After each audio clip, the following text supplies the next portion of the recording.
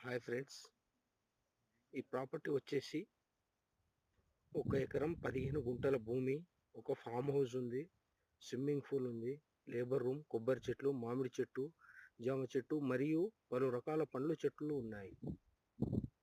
గుంపగుత్తగా owner వచ్చేసి 1,25,00,000 చెప్తున్నాడు. కూర్చుంటే తగ్గుతుంది. ఉప్పు లింగాపూర్ దగ్గర ఉంది. చాలా బాగుంది. మొత్తం ఫెన్సింగ్ వేసి ఉంది. Thank you.